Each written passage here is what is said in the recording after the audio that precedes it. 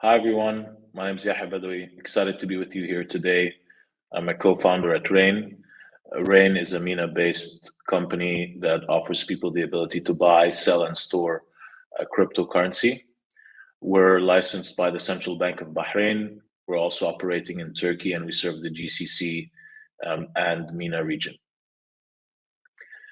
So let's get started with our topic today.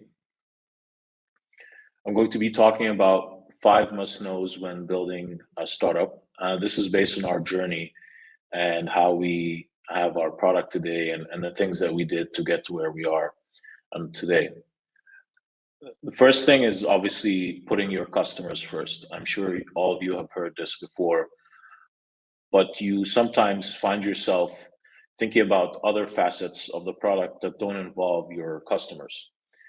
Without customers, you don't have a product. So the first thing you need to do is really understand who are you trying to serve and why are you trying to serve them? What is the purpose that you're building this product? And the way we did that at Rain was we did a lot of research early on into the different needs for crypto assets or cryptocurrencies in the region. And we spoke to close to 100 people around their needs. What are they currently doing to fulfill these needs? And what are the gaps in the existing products or services that they're using?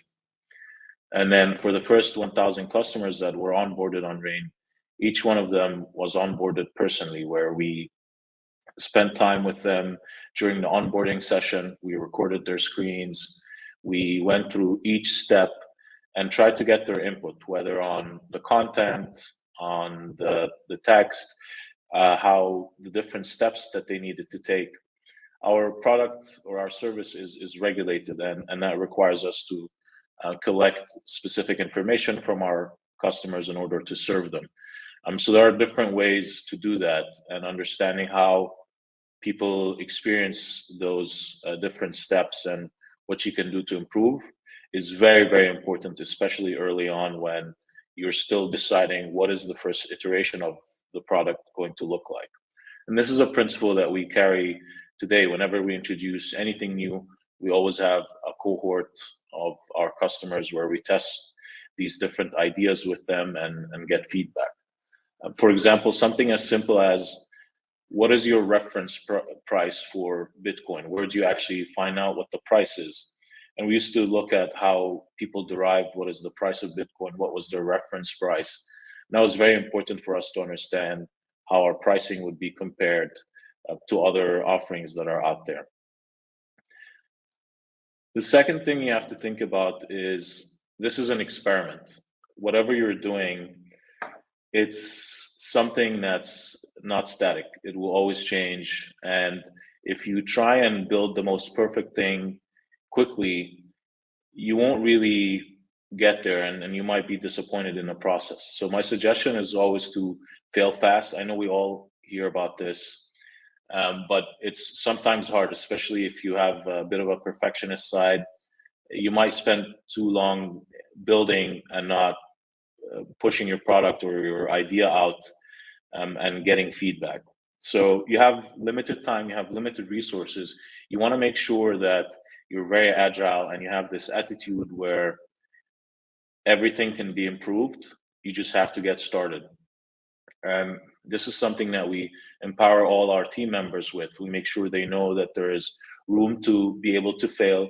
Your first iteration doesn't have to be the best iteration. You just have to get there.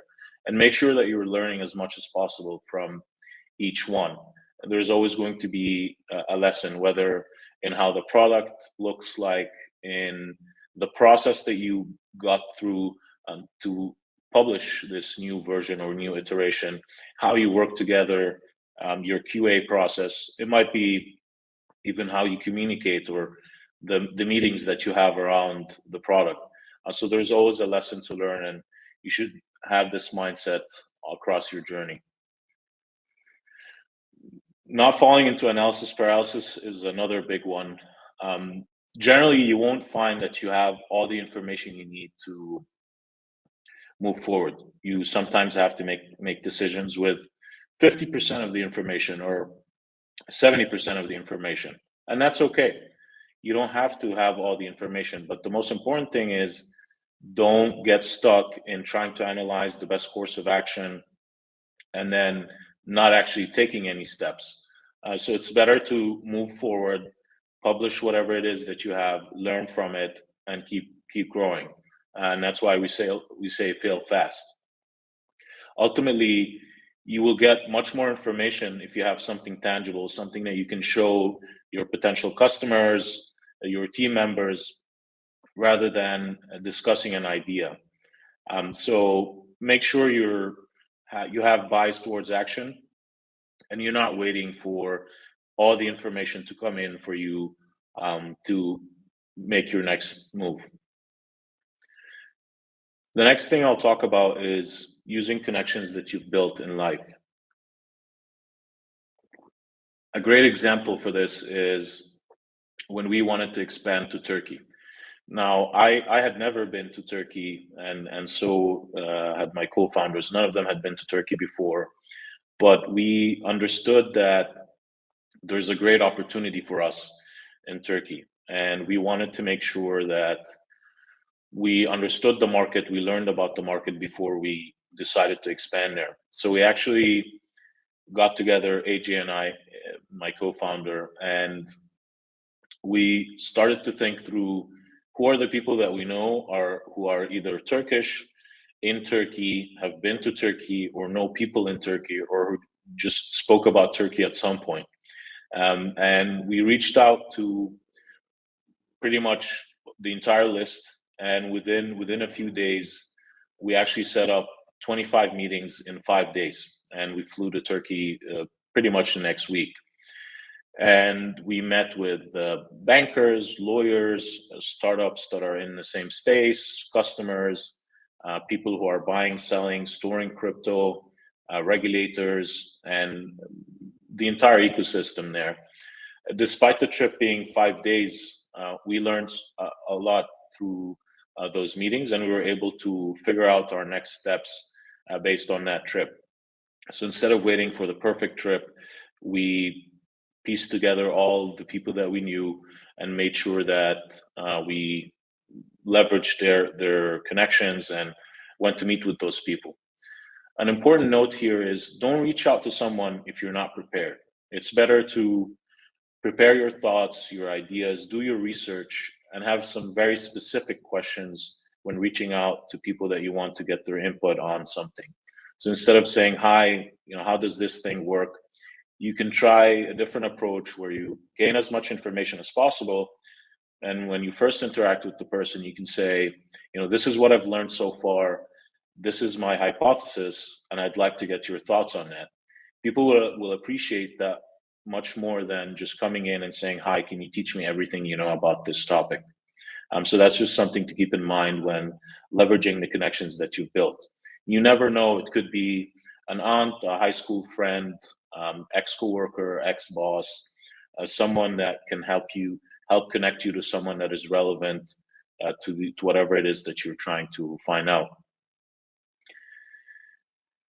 Not focusing on competition is an important one. Very seldom will you find truly green or blue ocean. So you always, whatever it is that you're trying to do, someone's probably thought of it maybe in a different way, in a different context, but there is something that's out there similar to what you're trying to do.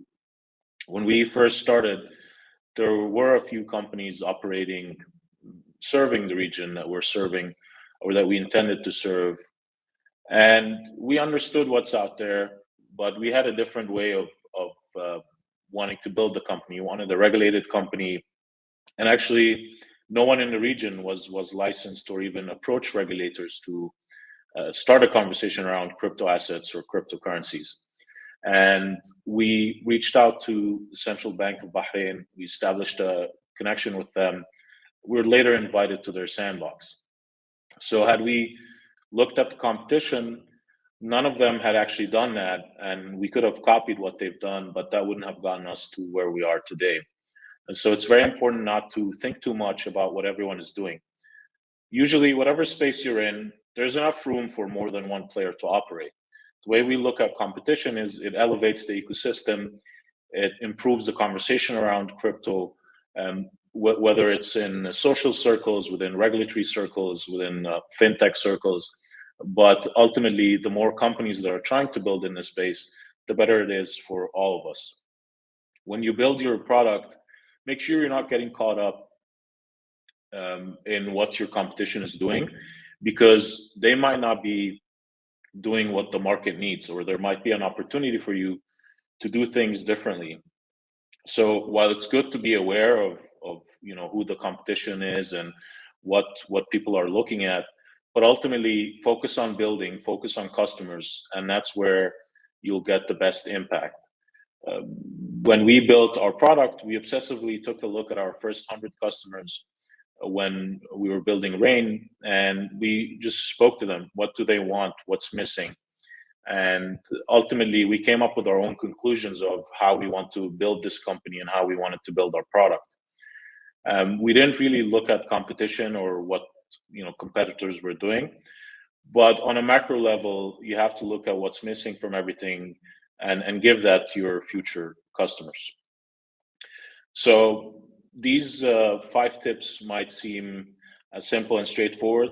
It's more about the mindset and how you actually implement your ideas and how you go about the different steps that you need to take in order to have a winning product. So I'm going to bring up Noor, who will be having conversation with us. Amazing. Yahya, thank you. I'm sure I'm going to rewatch that many times, as simple as they were. I think they were incredibly insightful. I have a lot of questions. Okay, so I hope you're ready. Of course. Absolutely. So let's get started. On your first point, you were talking about listening to users. So my question for you is, what are some of the ways that early stage founders who are listening to this right now can listen to their users? It's very important not to, as you speak to different people, you might think that you've built a pretty good understanding of what is required to build your product. But I'd say approach every conversation as if it's brand new, as if you have zero information and you have a clean slate. This allows you not to guide the person you're interviewing into a specific path that you've already determined, and rather allows you to just be present and listen to what they're saying, really pick up on the terms, and don't assume that you know what something means. So, a very simple example that I like to give is when someone says, "Oh, I'd love a delicious meal right now." What I consider a delicious meal might not be the same as what you would consider, Noor. So making sure you actually really understand what people are saying and don't gloss over a word here or there, which might open up a whole new conversation and unlock further insights. Okay, and obviously, as you have these conversations, you generate a huge amount of information. So my next question is, how can founders filter out the noise? Because probably not everything you hear is something that you can then integrate into your product and solution. So what's the signal noise differentiation here? Ultimately, you have to decide who are you trying to serve. When speaking to different people, understand that you're going to have extreme users. So people who are on the tail ends of their users, if you were to plot them on a graph. And you don't want to build an average product for the masses. What you want to start building is something very specific to a specific set of users who are going to obsess over what you're building. And the important factor there is understand that you can't build the perfect product that serves everyone 100% of their needs. Rather, understand and categorize your user segments and then figure out which segment you want to serve first.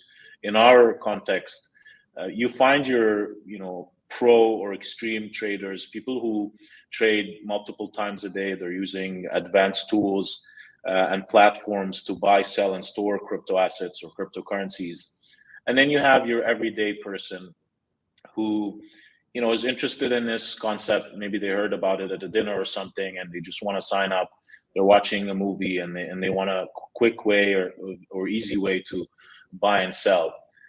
Now, if you speak to those two segments, each one is going to talk about different needs. They have different wants, and ultimately, you can't build the same thing for everyone. So you have to figure out who it is that you're trying to serve first, and then have a plan on, okay, if we do this thing right, we're going to then move over to the next segment and build something for them. Amazing. Is there a framework or a rule of thumb that you would advise people to think about when identifying their target user or their sort of target audience? I think, obviously it would depend on whatever it is, the industry that you're serving. But again, a normal distribution curve or graph is a good way to think about it. Most people are going to lie in the middle. And while it's good to speak to them, they won't be representative of the first group of users who really use your product and then help spread the word. In crypto assets or cryptocurrencies, for example, you find that in every social circle, there is a go-to person who is a crypto expert. And that's the person that people are usually going to go and speak with and ask for advice. So instead of building for everyone else, you want to build for those experts, the people that really need your service, that your service would impact the most.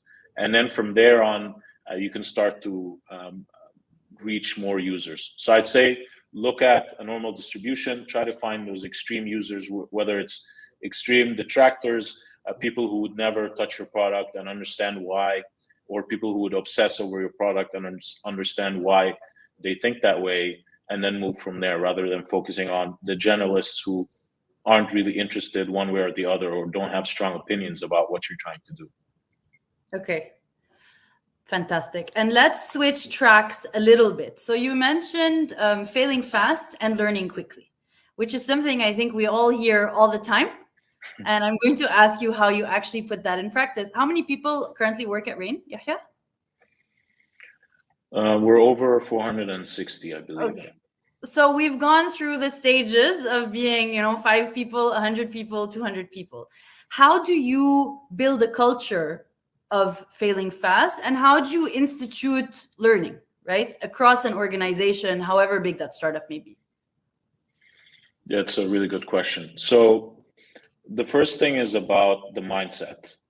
We're not approaching everything as if it's a test. If you have a plan for something and it doesn't work out the way you want, you didn't fail. It's not, you just look at what you did, think about why did it not work out the way you wanted it to, but most importantly, have a data-driven approach. With tech products, you're afforded a lot of tools that give you the ability to measure and really dive into the data.